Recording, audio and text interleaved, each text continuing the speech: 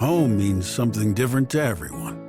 But with Rocket Mortgage, home can mean even more. It can mean a college education, taming your high-interest debt, even a renovation. We've made it easier than ever to use your home equity. That home you worked so hard for, now it can work hard for you. Call 800-4ROCKET or visit rocket.com to find out more. Rocket Mortgage, LLC, licensed in all 50 states. NMLSconsumeraccess.org, number 3030. The kind of old-fashioned cop who preferred working the streets and making arrests to taking tests toward promotion. He was the closest thing New York had to a Dirty Harry. This is One Tough Podcast on the OG Podcast Network. Here's your host, Bo Dietl. Welcome to One Tough Podcast. I'm here joined like always with Carlo. Good morning. Today we have with us someone really great American, James Gagliano. Am I pronouncing it? I'm Italian. I can't even pronounce my own name. James Gagliano. James was a long time distinguished career with the FBI and now a law enforcement analyst for CNN. Was that Communist News Network? Oh. He didn't make Fox, obviously, so he went to the Communist Network, as well as a professor at St. John's University. James, welcome and thank you for coming in. We've had some very great guests, and you're one of the great guests, and we have a lot of friends, a lot of mutual friends. We do. And we were just talking before we went on the air, before we go into your background, one of my drinking partners up in the lanes, guy named John, who was killed by bin Laden, but not over there. He was killed in a roundabout way here in the World Trade Center. I stood on the deck of the listing USS Cole back in 2000 with Mr. O'Neill, have great respect and affinity for him. He was an amazing John O'Neill was involved with Tommy Nicoletti and a couple other agents. They were investigating. They knew about bin Laden. They had him zeroed in, and then Shake and Bake, the Attorney General. What was her name, Shake and Bake? Janet Reno. Janet Reno wouldn't let him Hellfire missile the son of a bitch out. They had him pinpointed. They were doing the investigation in Pakistan when they had the 4 Americans killed. They were involved with the embassy bombings and also the Cole. And they knew it was Abadabadu bin Laden. And Janet Reno would not. She's the same Janet Reno that, excuse my language, that fucked up that whole thing with the divinity. Waco. She screwed that whole thing up, and she was the person most likely to be the one that supported bin Laden for the attack on the World Trade Center, because she could eliminate this piece of shit a long time in coming. She's one of the defunction attorney generals, and that's the way I feel about her. Yeah, I did serve under Attorney General Reno when I was on the hostage rescue team. So that was during that period of time. Very tough time during the 90s where we were trying to sort things out. But I hear your point. I don't think any of us in the United States took bin Laden seriously. John O'Neill did, of course. John O'Neill did, and then bin Laden came to America in a roundabout way and killed my friend John O'Neill in the World Trade Center. John used to be my drinking buddy up in lanes, and we bent our drinks over the bar. Many a night we closed that place up at 4 o'clock in the morning. And then Tommy Nicoletti was another one of my dear friends, and one of my really good friends was the assistant director of the FBI in the New York office was James Fox. And he was involved with you. We're going to talk about some of your history with my little friend there, Sammy the Rat Gravano. And, the cooperating witness. Like I just said, Sammy the Rat Gravano, that killed 19 people and was able to, you guys gave him $1 million. Were you the guy that boxed with him in the air? Fox told me about you. I did. Yeah, truly. I'm getting the chills. I was a young kid at the time, because Jim Fox told me that, they were there, and I said, Jimmy, this scumbag. I says, he's a freaking rat. He killed 19 people. We can't get any corroborating evidence other than him ratting out. And then you guys gave him $1 million too. After he was, is that true? Come on. I don't know about $1 million. He was able to keep $1 million. Years, no, initially. And then went into the witness protection program. Way back up. Are you sure he did any time? I am. Because I actually visited him while he was in federal protection. I understood that he didn't do any jail time, and he was able to keep $1 million in his construction business. Never heard anything about the $1 million, Bo, but I do know that he did 5 years. And people have argued and said 19 bodies. How do you get away with 5 years? But it's one of those kind of things. You have to move up. You have to get people underneath to go after the big criminal enterprise folks. I don't feel that way. I know you don't. Listen, I'm a detective my whole life. I know you And are. I don't like scumbag rats. I know. Because he was up to his ass in that, and when it got too hot in the kitchen, he became like a fresh flounder in a frying pan and flipped. And you want to know something? I met him. I met Sammy a couple of times. I'll tell this story. They had a restaurant over on York Avenue. Come on, you got to know. Johnny owned it, but it was really Gotti. Johnny got the racehorse guy owned it, but Gotti was there with Sammy. Come on, you must have had surveillance. Sammy's was Terramina's. No, they had Sammy. Sammy Gravano was up there. I went to have dinner with John Gotti because I grew up with John Gotti. When I was retired, when Ozone Park. When I was retired, I retired in '85, and then around '87, '88. Before Gotti got locked up, I used to go to La Campionella, La Camellia restaurant, 58th Street. And that's when I ran into Johnny again. And I was always called Bo the Cop. And the first time I met Sammy Gravano, all of a sudden he's looking at me, I'm looking at him. I didn't like him, but Johnny said, this Bo the Cop for the neighborhood. You got the guys who raped the nun, and he's our guy. Our guy in a sense, not that I do anything for him, but respectfully to me, like Fat Tony respected me. All the guys did, because I never worked in organized crime. I worked for the street scumbags that were murdering, robbing people on the streets. I wouldn't work in organized crime because I knew everybody. So how could I have dinner with somebody and then lock them up? So now all of a sudden, the restaurant was called, it was on York Avenue, and I'll never forget, I go up there and I was going to have dinner with Gotti, and I'm at the bar and Sammy Gravano was there. He's looking across the bar at me. I'm on one end, he's on the other end, and under his breath, he mumbled something about effing cop. What's the effing cop doing in here? To the bartender. And I said, you talking to me? You got a problem? I said, fuck you back, right back to him. And we almost got into it. And then who came walking in? Johnny Gotti. Hey, Bo. I said, who's this fucking guy? Meaning Sammy Gravano. He goes, hey, Sammy, this is Bo the Cop. He's my friend since we've been kids together. Make a long story short, I didn't like him then, and I should have realized he was going to be a rat anyway. So that's it.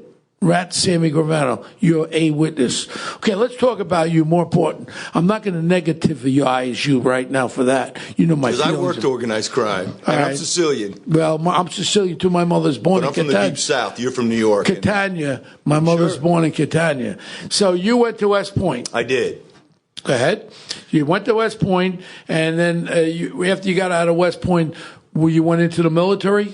I spent 4 years in the Army as an infantry officer with the 10th Mountain Division in upstate New York, up at Fort Drum. Yeah, great. During the height of the Cold War, though. The Cold War. Great group up there, yes. The Mountain Division, yes. Absolutely. I have a lot of friends that were up there. And then you joined the FBI in 91.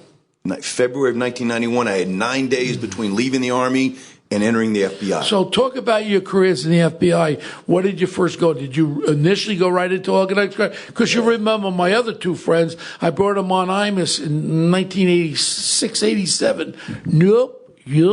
They wrote the book, Boss of Bosses. You're talking about Andy Kearns and the fellow from upstate. Yeah, Joe O'Brien. Good Boss of Bosses, they wrote. My friends, I brought them on IMUS in the morning, the radio show, and IMUS told me don't ever bring them back because they were on there and he's asking questions and they were there like, nope, and that was the answers to all the questions.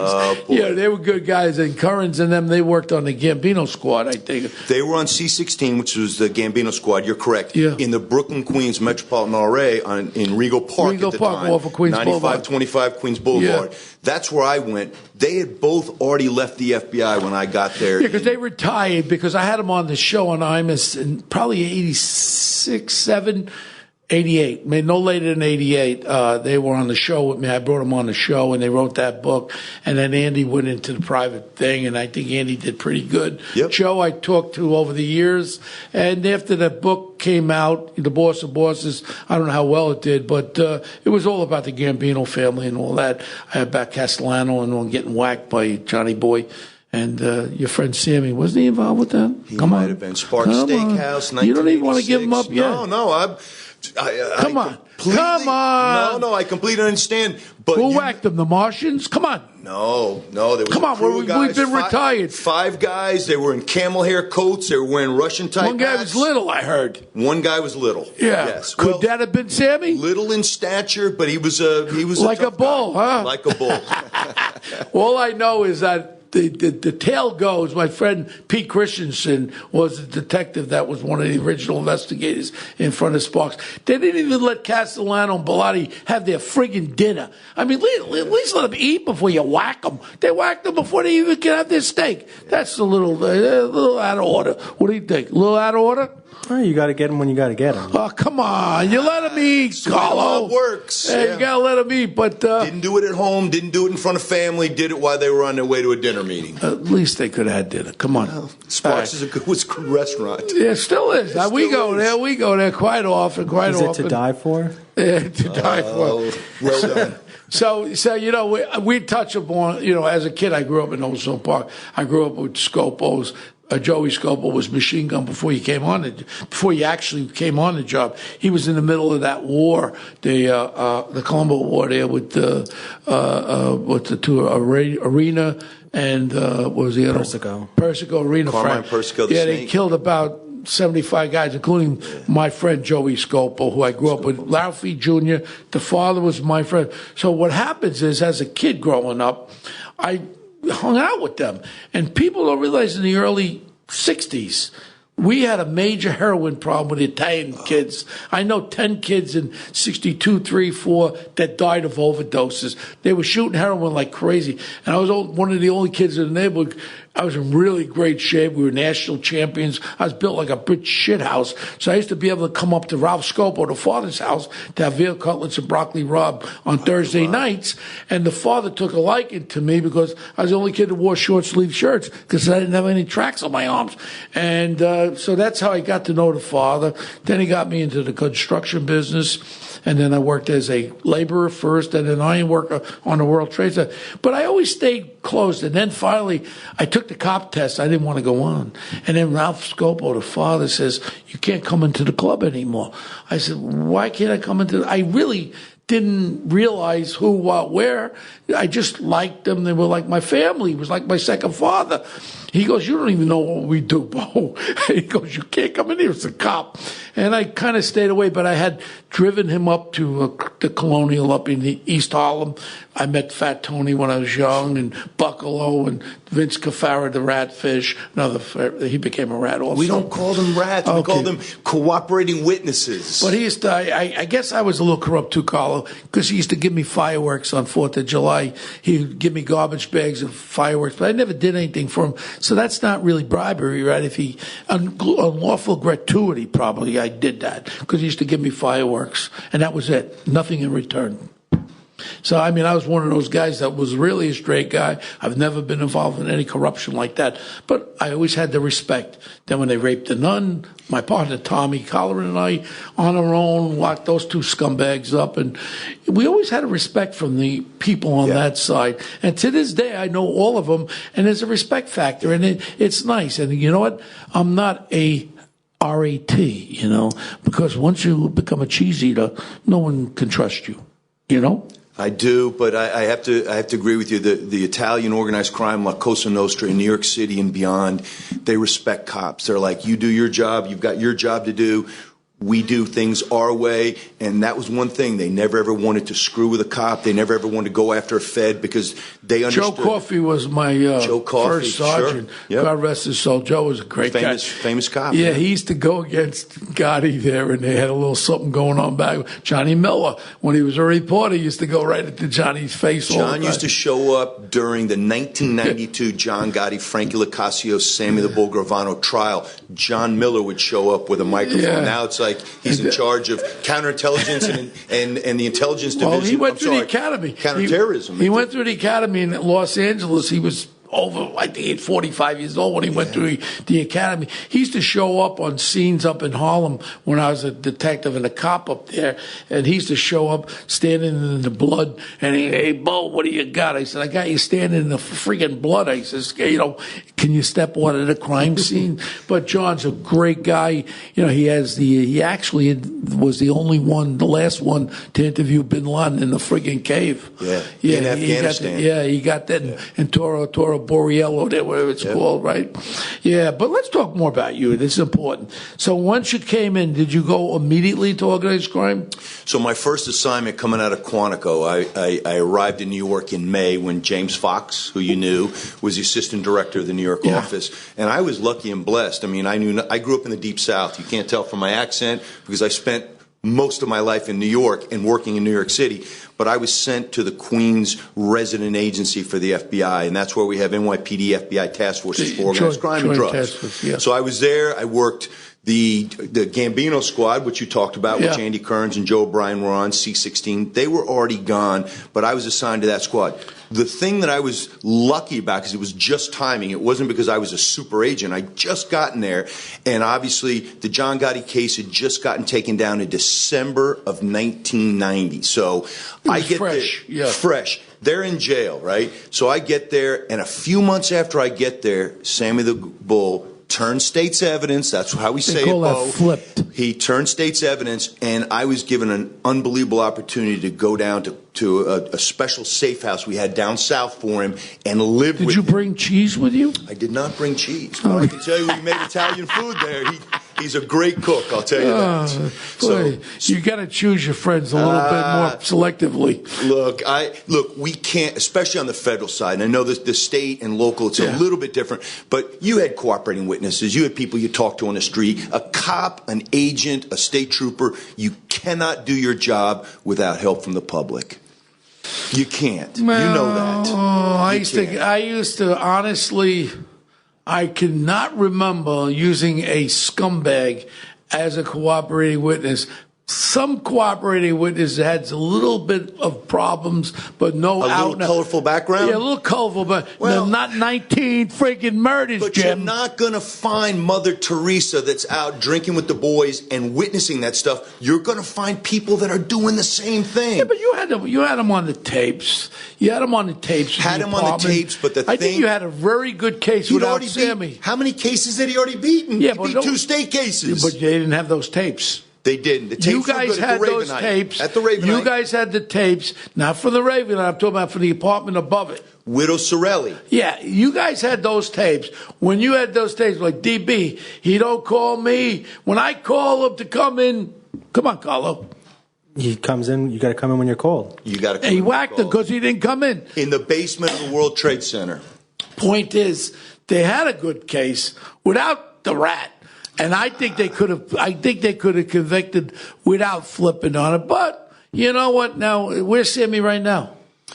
Sammy he's been released because he ended up obviously doing 5 years on the 19 murders that you're talking about because he cooperated for about, I think, 3 or 4 or 5 years after that on every organized crime case across the country. But then he moved out west, I won't say where, and out there got into a little bit of trouble. Arizona, it's public knowledge. It is. Stop it, got Jim. into a little bit of trouble. He was involved, I think, with his son selling and a couple of ecstasy. Ecstasy, and then they hit him with a heavy charge. They hit him with, he did 20 years, I think. Wow. I never understood why John Jr. didn't have him whacked. John Jr. stepped away from the mob, or so he says publicly. Well, I think he did, because he knew damn well he was a very lucky guy. I know him very well since he's a kid, and that was the answer. Beat 3 federal cases. Right, and you want to know something? Feet don't fail me now. Get the hell out before. While the getting is good, because he's a target, and you know damn well if he does anything, they'll be locking his ass up. And I'm glad that he resigned from the fact. But, you know, you're talking about Sammy Gravano again.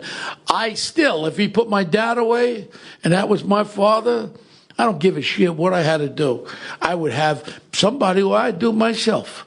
Now, I'm not going to live with you put my dad away because you were one of them. That's my own feelings. I never killed anybody like that. But I'll say it publicly. If you put my father away, you're going to have a heap of trouble from me. I may even take the time. I mean, whack them and say I did it, and I'm doing my time. Yeah. Do it in New York City. You get right out. New York City, you get right out. Well, with the new bail reform, of course, they wouldn't even be able to hold them on right, that. Right, it wouldn't be bail. They wouldn't be bail. Starting January 1st. So whack them in New York City and say, I did it. Yeah. Now you go in and you get right out, Carlo. It's crazy. Yeah, it's crazy. But he's got a family, and he doesn't want to deal with that kind of headaches. I mean, but I'm just talking about when that happened. At that point, this is your father, that boom.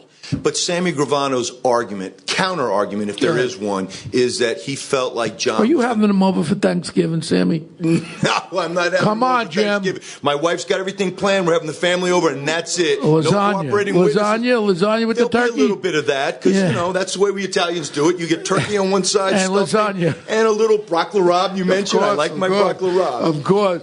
So then you get involved with the organized crime. So you went right into the organized crime? I did. I was very lucky. I came in on the tail end of the Gotti case. Mm-hmm. Other guys made that case, but I got a chance to understand what New York La Cosa Nostra was about by spending some serious time with Sammy while we were prepping for trial. You've wiped it out.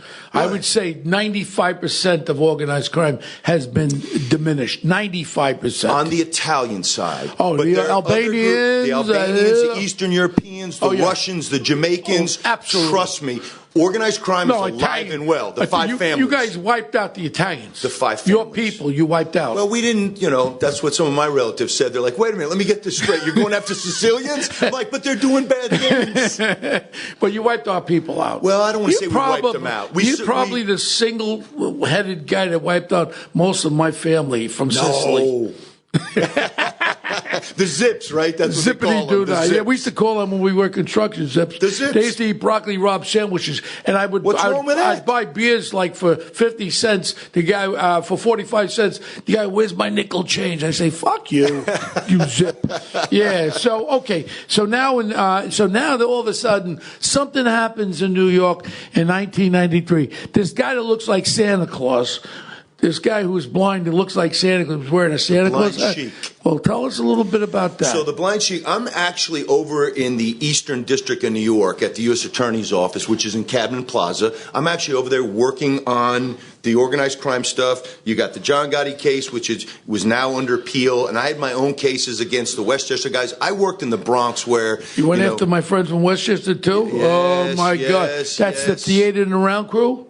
Well, you're talking about... you didn't go after Louis Greg Dome. De Palma. Oh, Greg De Palma, good pal of mine. Yes. Louis Dome. Yes. Remember Louis Dome? He died. Remember the famous picture with Frank Sinatra? Yeah, Louis Dome was in that, De Palma. Yeah. So I'm over there in Brooklyn at the time in court as a cherry, brand new FBI agent a couple years in, and I hear news on WABC that the World Trade Center there was an explosion in it. So I go rushing over there, meet some of the folks from the New York office, and basically see the smoking, the smoldering hole, if you will, when Al-Qaeda tried to obviously bring the towers down. Weren't successful the first time. 8 years later, they were a little bit more successful. Were you in the helicopter when you had that creep? What was his name? In the helicopter when he was flying over the World Trade Center, and he went to jail, and he said, we're going to be back. That was in the 1,000 Years of Revenge, the book. Did you ever hear the book? Oh, you're talking about Ramzi Youssef, yes. Are you? He was one of them, right. He made this statement that they were going to come back and take the towers down. I got that from pretty good source. I was wondering if you were in the helicopter Was not there for that, but that was in 93, and then I left. I went down and spent some time. I was on a NYPD FBI drug squad that worked up in Washington Heights in the South Bronx. Left and went down to spend 4 years on the FBI's hostage rescue team. That's when I met John O'Neill when the USS Cole was bombed. We went over there to secure it and help with that investigation. Came back to New York just in time for the actual attacks on 9/11. Oh, wow. I was a couple of blocks away when the South Tower Now, when came that down. happened, were you involved with that investigation? So at the time, I was on a Dominican drug squad that was working in Washington Heights for the FBI. It was an FBI NYPD task force. Against the Dominicans? Well, not against the Dominicans, against the drug trafficking that was going on in Washington Heights, which, as you know... No Italians, right? No Italians. Well, it used to be Italian and Irish, but it's not Italian and Irish anymore. So yes, these were heavily Dominican, some Puerto Rican, but we were targeting that area, Washington Heights, where drug trafficking was big. The towers get attacked. I'm literally on my way to Queens that morning. All hands on deck. I'm going to get my teeth cleaned. Normally, I would have been in the office that morning when Lenny Hatton and obviously John O'Neill were both killed there. Well, John was working as the director of security in the World Trade Center. 1 week prior, Bo. Yeah. 1 week prior, he takes the job as the head of security at the World Trade Center and was in and out of the building in the South Tower trying to get people in and out of the building. John O'Neill, real American hero. There's a really great documentary at PBS Frontline, The Man Who Knew, for anybody that's listening. Yeah, and The Man Who Knew. And I remember he told me, but I mean, Bin Laden was the guy, and they just couldn't get enough because what they were doing was they had him under surveillance when he was in Pakistan. He was jumping around to Tora Bora and all that, and they had him where they could have taken him out with one of those drones with a Hellfire missile, and they didn't get Shake and Bake told him back off. And this O'Neill told me, and also Nicoletti told me that they had zeroed in on this son of a bitch. Who would have known what that could have, if it would have stopped it? Who knows? I don't think anybody took it seriously. John O'Neill, to your point, Bo, was one of the guys that sounded the alarm early on and said, Did you feel as though when it happened right away, your attention went to Bin Laden, or you weren't that close to that? So I'm on my way to Queens to get my teeth cleaned, as I just said, and my brother-in-law, who worked at the Verizon building in Midtown, calls me and says, dude, are you in the office? Because you're normally down there at 7 o'clock in the morning in the gym. I said, no, I'm going to Queens. There's some smoke coming out of one of the towers. I'm like, wow, that's weird. I continue on. Maybe it was a commuter plane. Small Cessna. 15 minutes later, small Cessna. 15 minutes later, second building gets hit. Now it's a terrorist attack. I swing around. I come across what was then called the Triborough Bridge. Cops have every entranceway into New York City blocked off. Sure, the most surreal thing, I throw the red bubble on top of my bureau car, and I cross over into Harlem, and I'm heading down the Harlem River Drive onto the FDR. I passed no cars. 120 miles an hour, all the way down to the Brooklyn Bridge where I bailed out. People were streaming across the bridge. I get out of the car. I had just had surgery on my knee a few weeks earlier. I start hobbling down and the South Tower comes down. And everybody's pouring out the plume of smoke, and you knew it was terrorism. You knew it wasn't a commuter plane or a mistake. Yeah. We were under attack. My partner Mike Servo and I went down there when the towers. I was on the radio with Imus on the viaduct coming into the Midtown Tunnel. Now, the first one hit, and there's smoke coming out of there. I actually didn't see the second plane, but I saw the explosion. The explosion was the size of the building. That big the explosion was when the plane hit the second one. And all of a sudden, they shut the Midtown Tunnel. I show my badge. I raced through there, no traffic, and we went to the office. And then I says, we got to get down there. And we went to the Army-Navy store.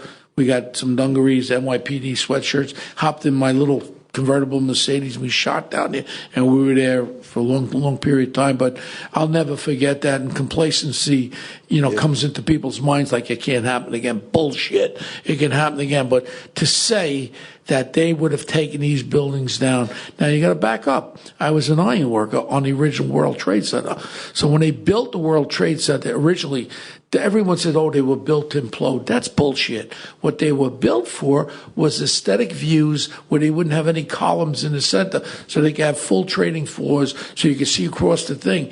With building that with the big structural steel on the outside, how we built it with 4 kangaroo cranes on hydraulics, they would fly that the insides in, put the outside steel around, but the steel was very thick on the outside. So when that heat went up to almost 3,000 degrees, that melted that steel. So when that steel hit those floors, it was like potato chips. There was nothing, there was no infrastructure to hold that down. Now you can hit this thing with 747s, anything, because you have columns in the center. And anybody says that building was built to implode like that, bullshit. That building went down like that because of the non-structural steel that was not in the center. All you had was the elevator construction in the center. So that's why they came down like that. I love the conspiracy theories. Benjamin Franklin said it best. 3 people can keep a secret when 2 are dead. Yeah. There are no conspiracy theories. The same as the Flight 800. It was the military shot it down. Yeah. Imagine having a ship with 500 guys on there, and and they're all going to keep a secret. I don't think so. That was one of the things. And then it came out, you could Google the conspiracy theory with me. I had done bodyguard work for Saudi Arabia over the years. I had a private security company that was doing security when they would travel around. We had armed guys, off-duty cops and shit.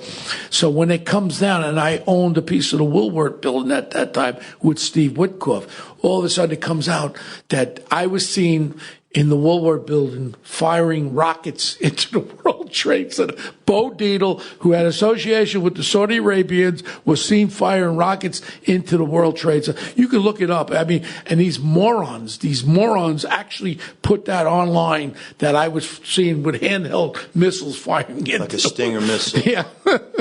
But I tell you the truth, you know what? That thought will never go out of my head for the rest of my life, and I'm sure yourself. And then so then you started working.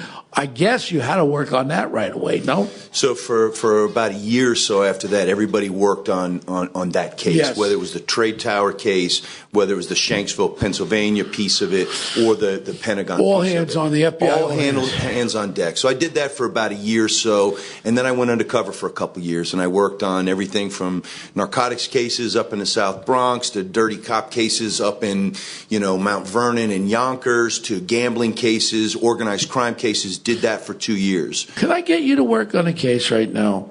Right now we have the biggest corruption problem. Well, I can't go undercover. Going on in New York City. We have a mayor, his wife, and the head of the Department of Education. Totally corrupt. $850 million. Charlene de Blasio doesn't know what she did with. And they went to nonprofits.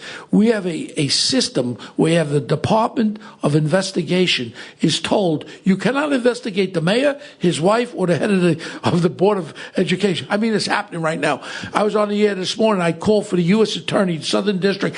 Please come into New York City, because this guy's getting away, pay for play. We have the biggest corruption problem right here in New York City. For some reason, it's like everybody's worrying about taking Trump down, and no one's worrying about what's going on with the corruption in New York City. It's horrible. And watch what happens with the crime rate, to your point. Why? Once January 1st comes around and this quote-unquote bail reform happens, where you cannot hold people for doing things that, without putting up cash bail, they're now going to release these folks out, the recidivists and people that are going to go out there and commit more crimes. And here's crimes. another scary thing. I was talking to my partner, Jack Freck.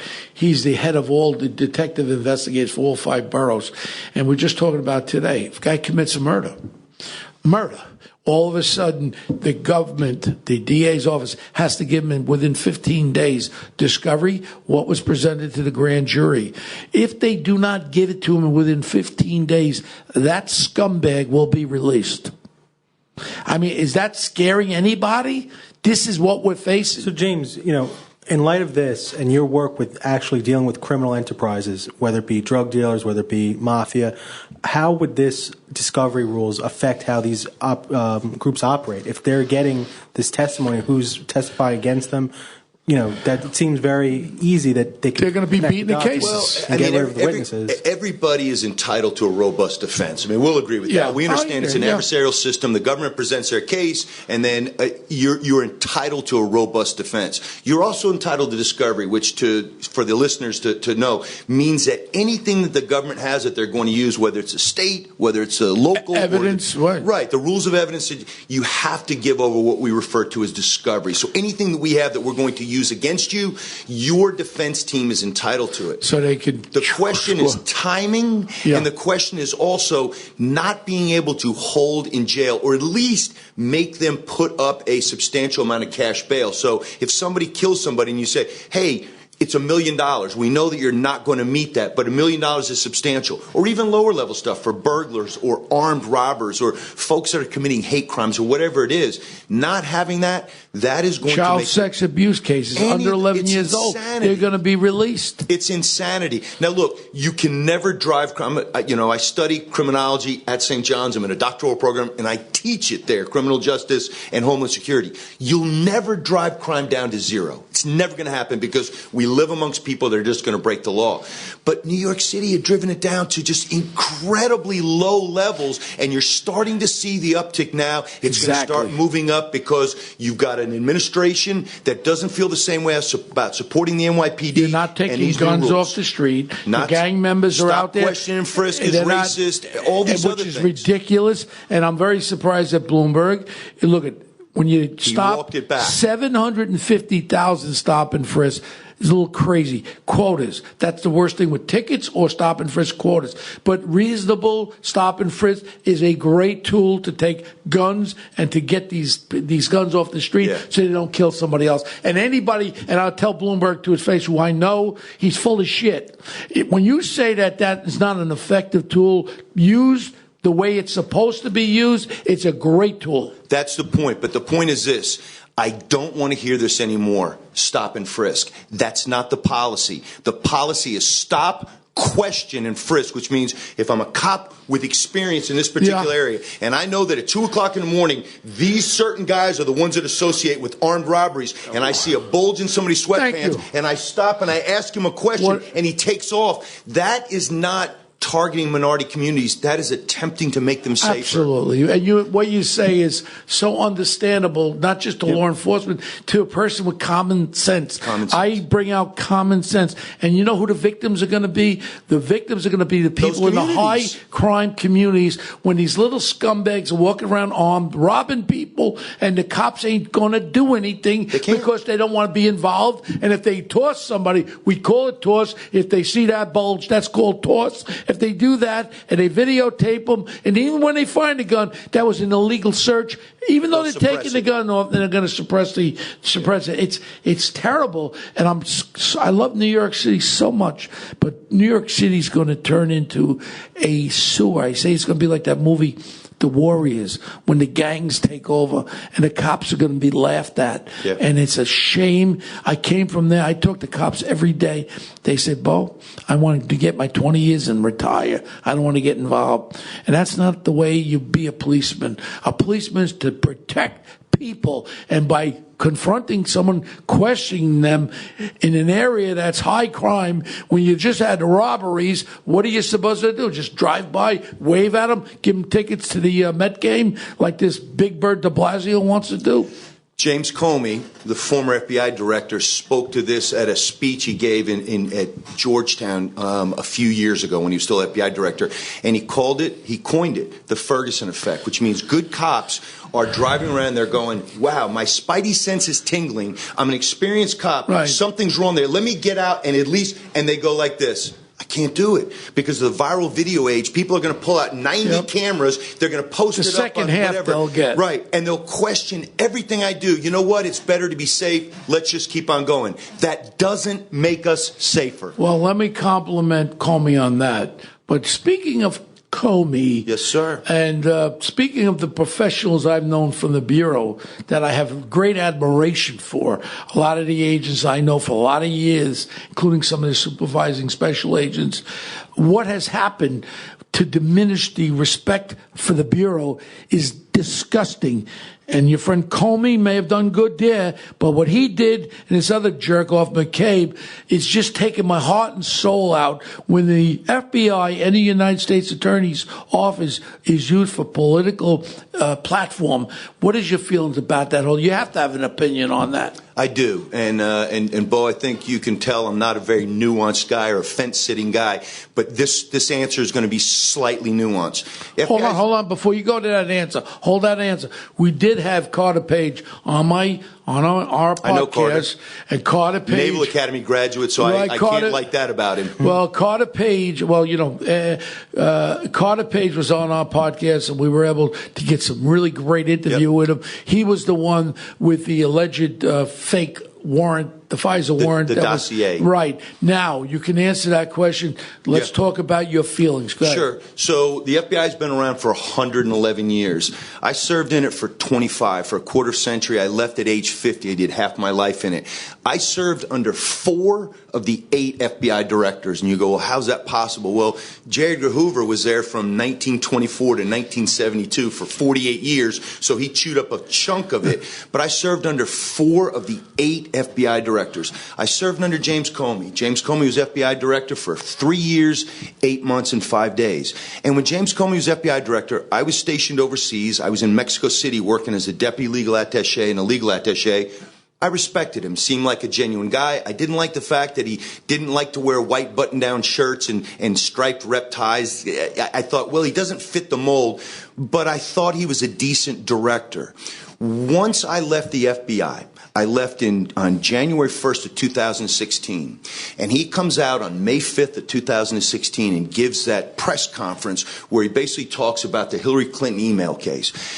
And then shortly after Trump gets elected, the FBI director gets fired. I think it was May 9th of 2017. The manner in which the president fired him, I went on CNN, my network, and I thought it was disgusting that you dispatch a public servant while he's in LA giving a speech to Bureau employees, and he finds out about it by watching the TV that says FBI director's fired, and he sends Keith Schiller, former NYPD cop, over to FBI headquarters with the pink slip. And I was livid. But then as more details came out, James Comey testifies a month later to the Senate, either the Intel or Judiciary Committee, and he's answering questions, and they're asking him, well, why didn't you push back on Loretta Lynch when she was the Attorney General? And she says, don't call it a investigation, call it a matter. And he goes, well, maybe somebody else stronger with more intestinal fortitude. You're the 6'8" FBI director. You're the Own man. it. Now, he then leaks documents to the New York Times, not by himself, because at least if he did it by himself, I could say, you're a leaker. That's beneath you, and it's contemptible. But you do it through your attorney. You don't even do it yourself, which makes it even worse. So as things started to happen, my views on James Comey evolved. I used to believe of the 8 FBI directors, I ranked them on LinkedIn, that he was the next to the last worst one. Because I said, well, William Sessions got fired by Bush 41 because he did some things questionable with the Bureau jet. What James Comey has done in his second act, going around on this book tour and the whole 9 yards, and now becoming a political surrogate, it hurts the FBI. He continues to hurt the FBI. He talks about how much he loves the organization. Then go away. Stop putting yourself out front and center because you're looking like a partisan, and that's what people accused you of, Bo, when you were on the job. Wow. Well said. Well said. I do agree 100%. And I do agree the way he was fired was not the right thing to do. Also, I would have called him into the White House. 100%. And it would have said like this. Man to man. Here, what you should do is you should resign right now. And I'm going to give you the opportunity to resign. I agree with you 1,000,000%. With that, also in the same sequence with Strzok and his girlfriend and all that. Now, Strzok. Yep. What's your feelings with this guy? Did you know him? So I didn't. I knew Andy McCabe. Andy McCabe was a young SWAT guy when I was the New York City FBI SWAT team leader, 45-man team from 2002 to 2005 for New York City's FBI office. Andy was a young guy on the team. I believe Andy's a good man. Now I'm also going to say Andy also works at CNN. We don't cross-pollinate. We're not on at the same times. But Andy was a good man when I knew him. My criticism of Andy McCabe is the fact that the Bureau under Robert Mueller, and I have great respect for Robert Mueller, Vietnam vet, won the Bronze Star with V-Device. He deserves that. And I think as an FBI director, I didn't agree with everything he did. He was the second longest tenured FBI director. He served for 12 years. Remember President Obama got him the additional 2-year extension beyond the 10-year term. What Robert Mueller tried to do was there was a problem in the Bureau during the 70s, 80s, and 90s, which was people like me. I got to New York City. I said, I love it here. I'm not leaving. I'm not going to headquarters. This office is there are 12,000 FBI agents. 1,200 of them work in New York City. There's room to move up here. I'm not going to headquarters. And Robert Mueller recognized I couldn't get FBI agents to come down to headquarters. So he started to offer young kids, Bo, with no experience, 3, 4, 5, 6 years in the FBI, where you don't even know where the coffee machine is or the bathrooms. And he says, come to headquarters. I'll pay you a bonus, and I'll allow you to skip a couple levels, get promoted, and then go back to the field as a boss. Which you didn't know how to wipe your own own ass. That's what happened. So people like Strzok and McCabe to an extent and other people, a lot of other people took advantage of it, and they went down there, and what I call it was James Comey then, who took over for Robert Mueller, then was afforded this young group of these young kids who were now making senior level decisions. So the Hillary Clinton email case, the Russian collusion investigation, they weren't running the field where they should have been. It wasn't the New York office, the Washington Field Division, the LA office, the Miami office. They were run by headquarters. They were run by young, callow, inexperienced kids who became sycophants to the FBI director. Wow. But you know, I got to give Mueller credit. I do too. Mueller did a very intense investigation, and he didn't politically use any politics 100%. or motivate it. Look, say what you want to say. Mueller, as far as I'm concerned, if he was caught up in that whole thing with Comey about to make the president look bad or take the president down, it would have came out. He didn't. He brought the facts out. My compliments to Mueller giving the information that was found and the information that he could prove, not innuendos like Strzok and all this other bullshit. I got to give him all the credit in the world to Mueller. As far as Comey goes, he just destroyed my FBI. He made the FBI agents and the hardworking FBI agents, men and women who are out there working every day, have to be tainted by his bullshit. He should just go away already. And that's it. I agree with you on both those, Bo. Robert Mueller, I have great respect and affinity for. I protected him the first time he made a trip to Afghanistan. I was still a member of the hostage rescue team, took him over there and acted as his bodyguard. When he came back to New York, he had relatives in New York City, and I was running the New York SWAT team. I protected him. Great respect for the man, and I've said it all along. I've said it on CNN numerous times. Whatever he found in the Trump investigation, he was going to step up and he was going to, here's what I found, or here's what I didn't find. Right, and I say that. Comey is a different animal, and here's why I say that. I gave him the benefit of the doubt. He was out in Aspen, Colorado about a year and a half ago. He's interviewed by Katie Couric at the Aspen Ideas Festival, and she says to him, what do you want your legacy to be? How do you want to be remembered? James Comey says, I really hope to be forgotten. This was on the 83rd stop of his book tour, and this was then going forward. He's now being a political surrogate for Democrat candidates. He's now out there attacking the president back and forth on Twitter. You just said you want to be forgotten, but every time you come up in the news, you damage the agency that I love and I bleed blue and gold. Stop it. You're so on, and you know when you go and take Holder, for instance, Eric Holder. He was talking about running for president. He ran for dog collector. Eric Holder was involved with being the attorney general. I mean, he was such a political puppy dog, and even with the Mexicans, with the guns. Fast and Furious. Fast and Furious. Every aspect of that he was involved was all politically motivated. I hate to mix politics with my attorney general or my FBI. You guys should be apolitical. Apolitical. There's I don't care who you vote for. That's your personal thing. You should never, ever be able to bring that out, who your political affiliation is. I'm not interested. Don't become an FBI agent. Don't work for the U.S. Attorney's Office if you want to be political. Whether it's Trump in there, whether it's Obama in there, your office, the FBI, and the Attorney General's office should be non-political. Bo, you're talking about a period of time during Attorney General Holder's tenure where obstruction of Congress was championed, where pushing back on, the White House was considered, you can't do that, where stonewalling, not providing documents or saying, hey, this is covered by executive privilege, that was okay. It's not okay anymore, because when you hate the person in the White House and you hate the person now who's the head of the Department of Justice, William Barr, who was the 77th Attorney General under Bush 41 and now the 85th Attorney General under this president, now the rules are different. Wasn't it Eric Holder who famously said, yeah, I consider myself to be Barack's wingman. I'm there with my boy. That's a direct quote from a Politico article. This is the Attorney General. Can you imagine that? And now if you have to investigate him, how in the hell you investigate your wingman? I mean, he said it all. And then they held him in contempt, Eric Holder. Remember, they held him in contempt. Didn't change anything. Didn't do anything. I mean, it's disgusting. It's insane. And I just feel hurt for the agents out there that want to be and do their job non-political and want to just do their jobs.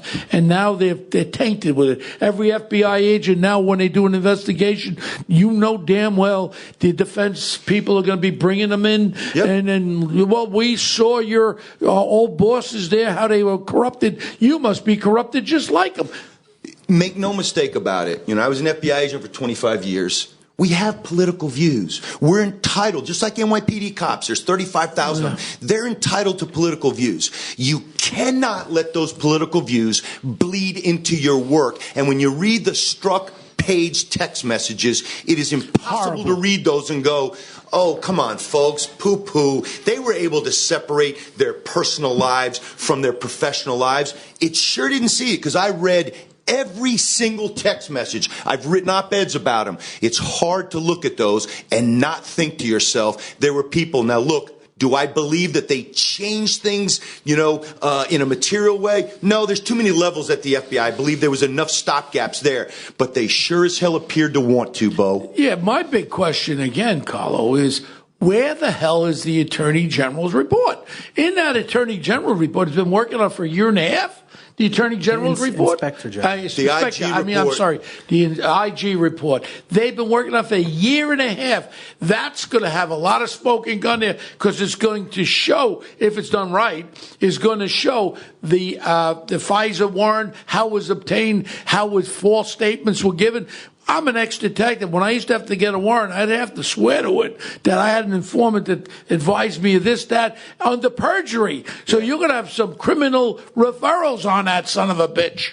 You got to. I mean, if you fraudulently go in there and swear to something, he'll tell you. If you're an FBI agent, you fraudulently go in there for a warrant, and then you can show that you fraudulently got it, you're open for what? Get locked up. So that, not to step on you, Carlos, but that Inspector General's report is due on December 9th. Michael Horowitz, who's the Inspector General, who's appointed under President Obama, is scheduled to testify in front of the Judiciary Committee for the Senate on December 11th. Now, they've already started leaking pieces of it out, and I think it's so that it gets tamped down. Right. It's trying to ease it in. Now, we know that there was an FBI lawyer, meaning somebody from DOJ was assigned to the FBI at FBI headquarters, who was let go. He's been separated from the Bureau, and there's been a criminal referral to John Durham, who's also the U.S. Attorney for, I believe, the state of Connecticut, who is investigating this. There will be some criminal referrals. Do I think that there'll be a cabal detected? Do I think they're going to find that Comey or McCabe or any of those people conspired to try to defeat Trump? I don't, Bo, but I do believe there were a number of mistakes made on the FISA application you're talking about for Carter Page, and there were a number of things where people might have edited 302s, which is the FBI's testimonial documents, that should not have had anything to do with the edit process of a testimonial document. Yeah. I could say I know Donald Trump 40 years. He's a lying narcissist. But he's my president, and I voted. I gave him money, and he's trying to do good things. His way of doing things is not something that people respect. He's a very grush, hard guy, and that's the way he's always been. I called him a effing liar to his face. I tell it like it is, but yet he's trying to do stuff, make us feel strong around the world. Economy's great, jobs are great. He's my guy who I'm going to vote for president again, because I know what he's trying to do. His worst thing he did, and if he was sitting here right now, I'd say, Mr. President, you screwed up. Day one of getting sworn in, you should got rid of all that crap that was in there. These people hate you. And why would you have them in the White House or anywhere near your inner circle? And that's the problem with all the leaking and all that, and every aspect of the Attorney General's office. Get rid of them. You're the president now, like he did with the Navy SEAL, who I know, Gallagher. I've been at dinner with Gallagher with Bernie Kerik, and I like what he did with Gallagher. Gallagher is a true American hero. People don't realize when they were out there, when ISIS was cutting people's heads off, Americans' heads off, putting them on poles, raping little 9-year-old, 8-year-old girls, cutting them up, doing everything to them. There was not too much affiliation with respect for human rights at that point. So this guy here took a picture with a dead. If that guy had a bomb on him, would have blown up some of the other soldiers, other Marines, it would have been okay. My point is, what the president did, said, you had 8 combat tours over there, you have 2 Bronze Stars, you're an American hero, so you screwed up once. You should get a play for screwing up once, not take his life away from him for being active over there for deployments in the military over there. Give a guy a play. You're giving everybody else play. You're opening up the jails with murderers. I locked up the guy that killed 10 people. I think he's the mayor of Baltimore right now. And what I'm saying is what the president did was his prerogative to give him a play, an opportunity. And I side with it 1,000,000%. I understand the codes of ethics and all, but there's certain things that you can do to not reward, but to let someone know we acknowledge your service to this government and this country, and we're going to give you a shot. I understand your patriotism, and I understand your defense of military warriors, and I certainly appreciate it. Look, I served in the Army in the Cold War. I didn't go to Afghanistan into a combat zone until I was in the FBI, but I was assigned to SEAL teams. Yeah. And while I was on the hostage rescue team, I went through part of their BUDS, their basic underwater demolitions. I have great respect and affinity for the SEALs. I understand it's the president's prerogative. It certainly is. He can fire ambassadors, he can fire U.S. attorneys, and it should be unquestioned. I mean, obviously, unless there's some crime fraud piece of it. But I understand that. But we do have to hold, and I don't know all the details about Master Chief Gallagher's situation. I mean, I've certainly read about it, but I don't know all the details. But we do have to hold our warriors accountable. Now, whether or not the president looked at this and knows something I don't know and says, hey, listen, he was not given a fair shake. But I go back to when I was... Well, you know the trial was yes. that prosecutor was released because of his over-aggressiveness and his the way they tried the guy. Right. They went in there like a locomotive on top of it. And I know where you're going with this, but the other side of the coin is that it is something that you have to show some compassion to someone who's given their whole life. 100%, and I agree with you, and I understand how tough it is. You're in a war zone, and you're fighting against an enemy that has no rules. And your partners are getting blown up by... I get it, but that was the argument back in Vietnam during the My Lai massacre when they looked at Lieutenant Calley, and he says, hey, these villages, they're harboring the Viet Cong who are killing my folks, I know. So I'm going to kill villagers. Now, I'm not suggesting that's what Gallagher did. I see both sides, too. I know that, but we do, as warriors, have to be held to a different standard. I do see both sides. Now I'm going to get a little light because this is something that we have our opinions about, and I appreciate your opinion, and you have to appreciate my opinion from where I've met the guy. Yep. The guy's a little bit of a nothing. I mean, he's not a big guy. He's like 5'6". SEALs aren't big guys. They're tough as nails, but they're small guys. Tough as nails. And I was out to dinner with him and his wife, with Bernie Carrick, and I was very impressed with the guy. Family, loving father and all that. And I just thank the God that he's going to be able to be Thanksgiving. And they put him in jail. And I don't get guys with murders. I can't get them in fucking jail. But now, here's another thing is Vinny Viola, Mr. West Point. You know, I was one of the guys that was putting him up for the Secretary of the Army when Trump was elected. You know who Vinny Viola is? If you're a West Point guy, you better know who he is. I've heard the name. I do. Well, he's the guy he's a multi-billionaire friend of mine who is very successful. He won the Kentucky Derby, his horse. He just won the Breeders' Cup. Vinny Viola is one of the guys who's on the board of West Point, and he's one of the guys of the alumni there. You look up his name, Vinny Viola. I thought you would know him, being that you're a West Point guy. Come on. Yeah, but I graduated in the bottom of my West Point class. We graduated 2003. I graduated 975. You did not get the cream of the crop here today, Bo. No, I did. You got a regular guy. I did. I like to break your chops, but I have a lot of respect for you. I appreciate it. And I think you know that. And I break chops with everybody. And if I had President Trump here, I'd break his friggin' balls too. And I'd say, Donald, can't you say like I'm sorry? No. Can't you sit at the fire at Thanksgiving and have the fire go and say, ladies and gentlemen, here's what's good. Jobs for black Americans are the highest ever. The economy's the highest ever. Jobs it is around the world. Our military's the strongest. We're respected. We're going after trade deficit with China. And this is what we've done. But I have to say something else. I owe an apology to the Mexican people. All Mexican families are not drug dealers and rapists. And I want to say I'm sorry to the good, hard-working American I wish Mexicans. he would, yeah.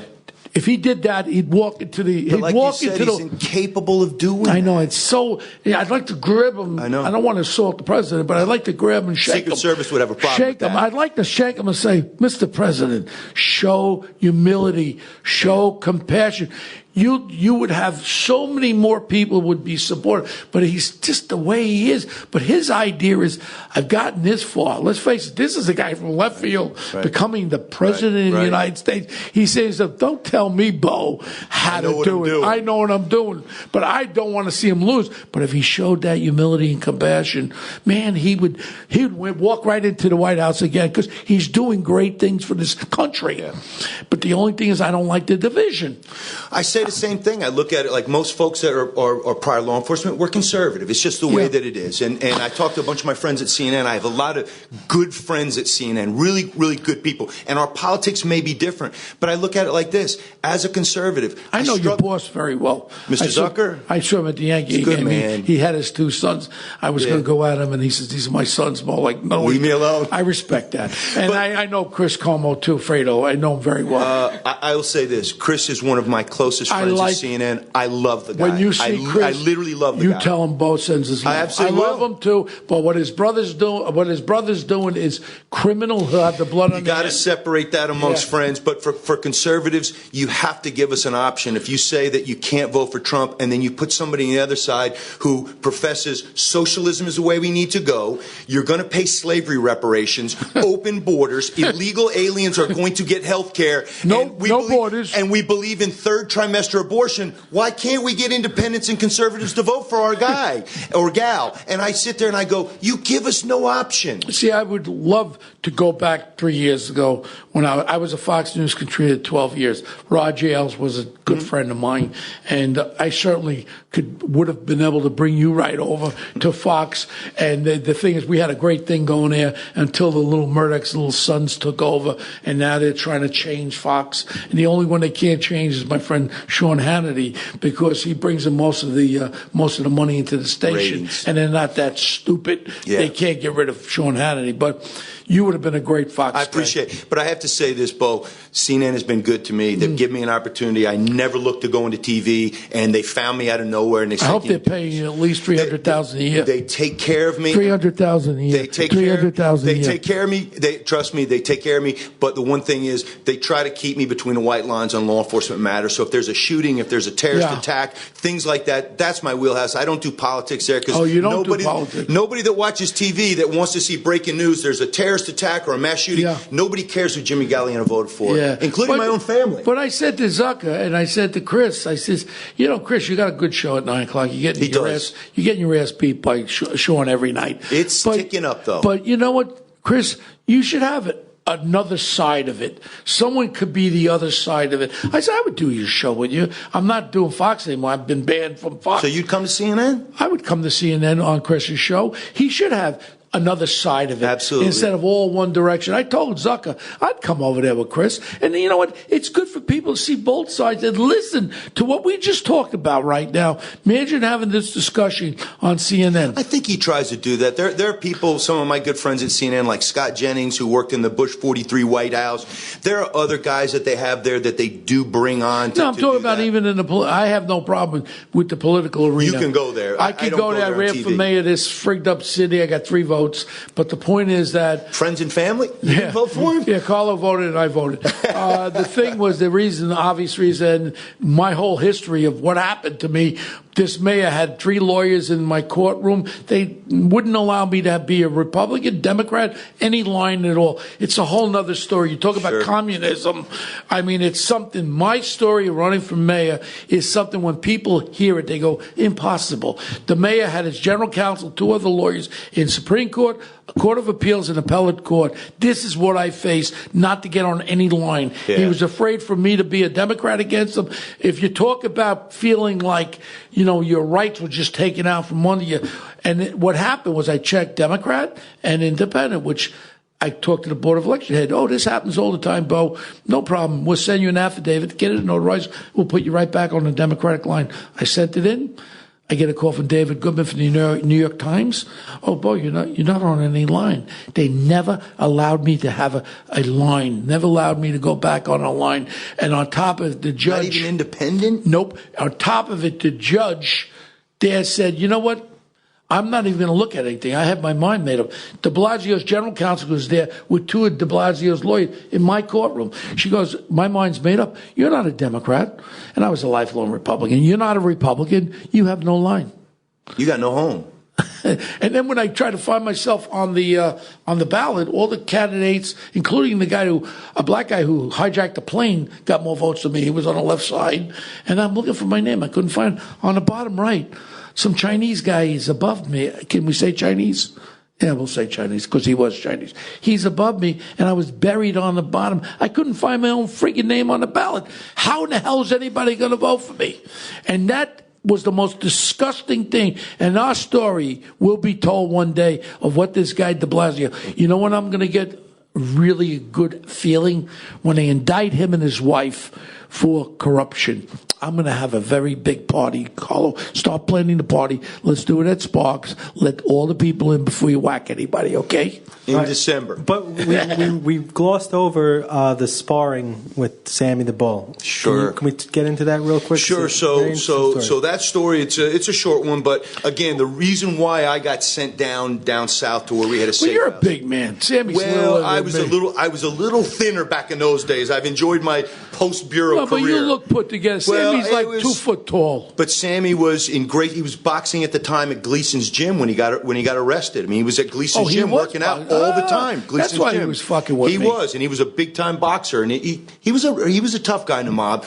But the only reason I got sent down, it wasn't because I was some great agent. I was the only guy in the squad that had no responsibilities because I hadn't been there when the case started.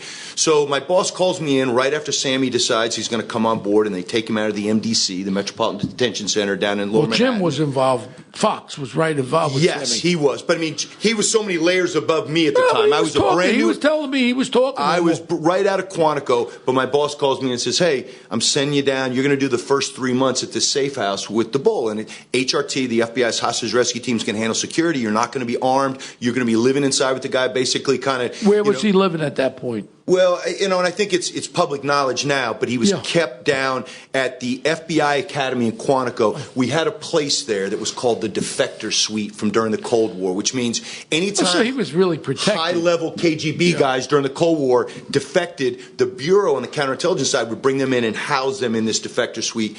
That's where we ended up keeping Sammy. So I fly down with another agent, and then the folks that were interviewing Sammy would fly in and out, the prosecutors, the agents on the case, and I was just basically there to basically keep him company. So we're watching TV. This is back in the days during the Betamax and the VHS tape. So I'm running to the local Blockbuster to get movies, and we're watching movies.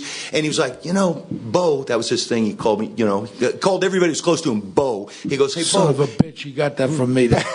He goes, "Bo, you know what I'd really love to do? I'd love to be able to do some workouts. Would you work out with me?" I'm like, "Sure." This is in the days before CrossFit, but I mean, I was still in great shape at the time. I'm like, "Sure." Push-ups, pull-ups, sit-ups. We'll make a little pseudo gym here in the main room. Good idea. Right? So then a little while ago, he goes, "The thing that really sucks is I can't box anymore." And I was at Gleason's gym, and that's where I said, I just graduated from the FBI Academy a couple months ago, and I know in the gym where they lock up the sparring gloves, I'll go get them. He goes, "You could do that?" I said, "Yeah, and I'll get some." I said, at the Marine Corps store, I'll buy a couple of mouthpieces. We'll boil them on the stove. We'll make them whatever. And he goes, "You sure that the HRT guys are going to allow that?" I'm like, "Look, as long as you don't have a weapon on you, we're good." So I went and got the gloves, came in there. We would spar. And you know how it is with guys, Bo, especially Italian guys. "Hey, guys, we're doing this at 50%. Sure, 50% is good, right? Yeah, right. You hit somebody in their nose, Carlo. There's no 50%. You hit me in my nose. So we started sparring, and then the HRT guys would come in and watch, and like for weeks. You didn't have a ring. It just not a ring. We cleared out. There was a big living room area. Then I had a bedroom that they were able to lock me into at night. They had a bedroom that they double locked him into. They locked you into your bedroom? They locked me in my bedroom, so he couldn't come across and come in. He was locked into his, and then I could throw the bolt on mine. But I always tell the story. It was funny because they're like, "Okay, no weapons or anything." Sammy the first week is like, "Dude, I got to get some Italian food, and we're a long way from Arthur Avenue. What can you do for me?" I'm like, "Well, I'll run to the giant supermarket, which is big here in Virginia in Quantico, and I'll pick up They don't have black Rob, but I can pick up, I'll find some eggplant. Rayo sauce. Oh, you're not getting rail sauce down there. You're getting ragu or Chef Boyardee. So I go get it, and we're literally in the kitchen one night, and we're cutting things up, and Sammy is telling me about when he killed his brother-in-law. Remember, his brother-in-law was killed, chopped up into pieces, the wife's dog. Oh, as you were chopping, he was telling you how he chopped. Right, and I'm looking over there, I'm going, man, we've figured out all the You let him security have a knife pieces in of his this, but he's using one of these small, well, it wasn't a serrated edge, it wasn't a Spark steakhouse knife, it was a butter knife, but I'm like hearing the story as he's cutting through it. So long story short, we did do some boxing, and the famous story that Jim Fox pulled me aside one time and said that was a great story was they end up flying him down to New York to make an appearance. Now remember, the case was in Brooklyn, it was in the Eastern District. They bring him in front of the judge. He was in he's Brooklyn, handcuffed MCC? down in Brooklyn. No, well, they didn't keep him down there. They flew him in for the appearance. This was a pre-trial appearance. They bring him in for an appearance. He's standing there, and he's got a little mouse under his eye. And the judge, Leo Glasser, famous judge, the judge looks over and says, Mr. Gravano, what happened to your face? And he says, they're trying to beat stuff out of me that I didn't do. Your Honor, he has this little mouse under his eye. He said that? Yes, it was a great line. And the guys, the agents that were with him told me about it later. They're like, dude, guy's got a black eye. Now, look, Sammy was a tough guy. I'm not in any way trying to intimate that I took him apart. But I was 26 years old. I was a young guy. Tell us the truth. I can't even say that, Bo, with a straight face. He beat the shit out of him, and that's it. I was a decent boxer. But he actually said that. He lied. And you were his friend. He did with a wink. He says, they're trying to beat confessions out of me, and they all got to laugh over that. So the judge knew he was jerking around. The judge knew he was pulling his leg. But yes, so that was my experience with the bull. And I say all the time, people go, well, how could you here's an awful guy. Yes, he did bad things. But to get to the position he got to, I think he was 46 when he became the underboss of the Gambino crime family. You got to be kind of likable. I mean, to become a boss or become an underboss, you got to be. Everyone's fucking scared of you. That's exactly what it was. There's that fear of him was more than I guarantee you. I agree with you 100%. Well, I haven't spoken to him in years. But, Jim, I just want to know one question. Is he spending Thanksgiving with you and your family? He is not going to be, but you were invited and you were invited. But I got to tell you something, Jim. This was really interesting, and we have a lot of mutual friends, and I have a lot of great admiration for you for the Bureau. And I'll say it right out, a couple of bad pieces of garbage does not taint the Bureau as I know it. So and, true. And everyone should be proud.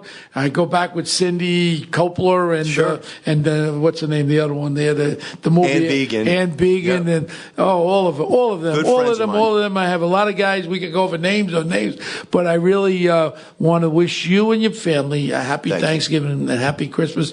And I want to thank you for coming on the show. How can people get in contact with you? So I'm on Twitter at James A, which is my middle initial, Gagliano, Gagliano. You can certainly reach out to me there, and I'm online. You can Google me, and there's an email address if you need anything. But thanks for having me. Good, and we're going to reach. Where's your first book coming?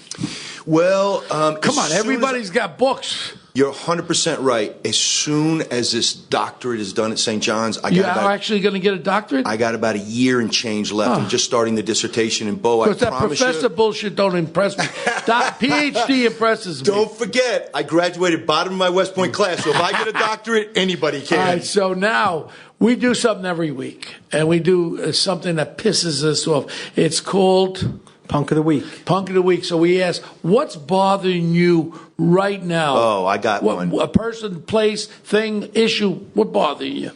Myles Garrett, the defensive end for the Cleveland Browns that got in a fight with Mason Rudolph, pulled his helmet off, banged him in the head, was going to get suspended indefinitely, and then privately behind closed doors after nobody heard anything like this claimed that he was called a racial epithet. What breaks my heart right now is that when everybody's a racist, nobody is, and with all the proliferation of racial hoaxes, it hurts, it divides our country, and for somebody to do that, to try to weasel themselves out of something that they did that they should be punished for, that's my punk of the week. He's the punk. Wow, I like that. What about you, Carlo? You don't like when I do sports, but that was a good sports one. I think Tom Steyer, the guy running for president, self-funding, he's on every channel. He's got a zillion commercials. He says he's taking on Wall Street. Where do he make his money? He's a punk. All right, that's your punk of the week. Well, my punk of the week has to go to my governor. my governor, who I knew his dad very well, is just an embarrassment. And if he wants to throw it off his plate, it's on his plate. And there's still time, Governor, for you to re-look at this issue before this kills people, and the blood of those people will be on your hands. And I'd like to facilitate and work for the family who were killed by one of these cretins that is released by this new implementation of this criminal reform. Mr. Governor, please stop this before innocent people are killed. And that's my bunk of the week. Well, gentlemen, thanks for having me. It's been a privilege. How do you get us, Carlo? All right. You could find us. We're on social media. We're at One Tough Podcast on Twitter. Bo is at Bo Dietl on Twitter and at The Real Bo Dietl on Instagram. We appreciate our fans. Special shout out to Deborah from New Jersey. She wrote a great email to us. You can email us all your questions, comments. Send us anything positive. Just keep it positive. We're at onetoughpodcast@gmail.com. We got a great December lined up for you. Great guests coming in for the holiday season. No more Kreskin, all right? No more Kreskin, okay? All right. We'll see you next week. All right, bye.